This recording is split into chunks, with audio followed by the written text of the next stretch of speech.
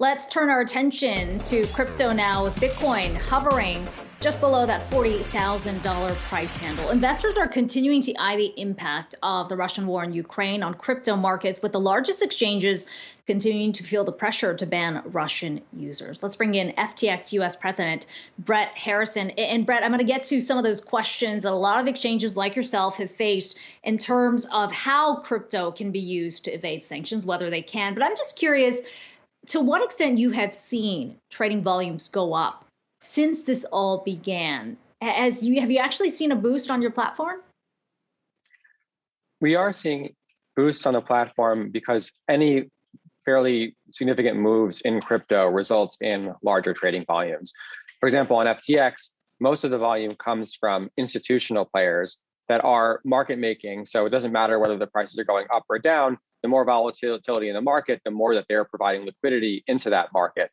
And so with all of the violent swings in global market prices, in equity indexes, in futures, and oil prices, as you guys just discussed, but also in crypto prices, we're always going to see an increased liquidity and volume in the market, generally from institutional players. So we are seeing that in crypto on our platform.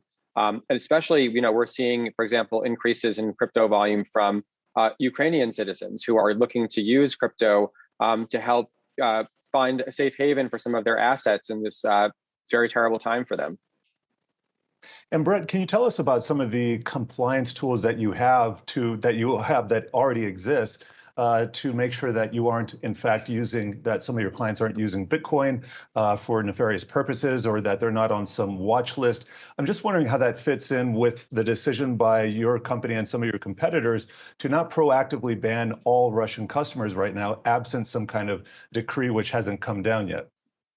Sure. Yeah, it's a great question. There's a lot of discussion right now in the media about to what extent are cryptocurrencies complying with US sanctions. So FTX US is a FinCEN regulated business, which means we are required to comply with anti-money laundering and sanctions that are required by the OFAC sanctions list, for example. And we have a huge array of tools that allow us to comply with those sanctions. So for example, when we ever take a client in for the first time, we take a number of different pieces of identifying information that help us cross-check against various government lists, OFAC sanctions lists, FBI most wanted lists, Interpol consolidated sanctions lists, that help us ensure that we are not servicing sanctioned individuals for nefarious purposes on the platform.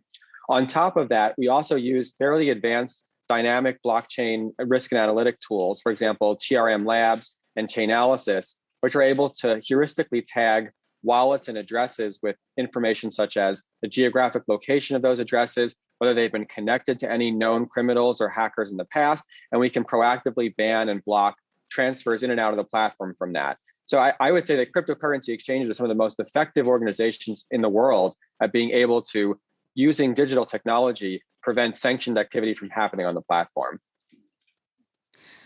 Brett, I know your platform, along with competitors like Binance, have so far resisted this idea of kicking Russian users broadly off of the platform. And that's a question that so many companies are dealing with.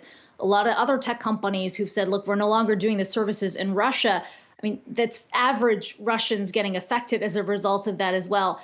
What's the conversation within the company right now about moving forward with that? Or is that a line that you just don't see yourself crossing at all? Yeah, excellent question. So for such a large public policy impact decision, such as deciding to ban all Russian users, for example, it's important that a private company like FTX not make this decision on our own. We are in direct dialogue with the Treasury to make sure that we are following their guidance on what they would like us to do, again, in the best interest of public policy. So as sanctions continue to roll out and increase, we are following those hand in hand. So if, for example, Russian institutions like banks, to block those, we're very careful to make sure that we block, incoming deposits from large Russian institutions.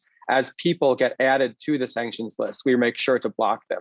But to make a decision on our own to, for example, ban all citizens of one country or another is something that we want to hear from the government directly as something they want to do. And so far, they have not said that's something that they're asking us to do.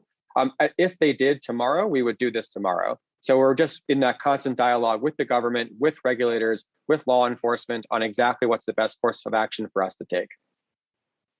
And Brett, I wanted to get your view of crypto prices, specifically Bitcoin, which had a huge 2-day rally last week that's fizzled out. Looks like almost all of it has been negated or returned. And I'm just wondering, have you noticed differences in flows? You said that most of the volumes you see on your exchange come from institutional traders. Is there anything that gives you an indication that this was kind of I don't know, aberration from history, that move that we saw last week? Is this all about Russia, Ukraine, or is there something more going on in the crypto flows that you're seeing now? It's hard to know exactly what's making such a large impact, such as the moves we saw in the last couple of days. I think what is clear is that people are starting to see in real time play out the value of a decentralized currency, especially in the direction towards supporting Ukraine. So we're now seeing upwards of more than $50 million worth of crypto assets being donated to either directly to the Ukrainian government through various efforts or to humanitarian aid organizations on the ground using crypto. And to see the entire global crypto economy get to participate in providing assistance to Ukraine in real time using this borderless, decentralized currency that settles in real time is showing some of the promise of cryptocurrency that has been promised for the whole time that cryptocurrency has been a technology available to us. That this is a great way to do global remittances. It's a great way to be able to do instant cross-border payments. And we think that was partly behind some of the interest in cryptocurrency and the rise in prices over the last couple of days.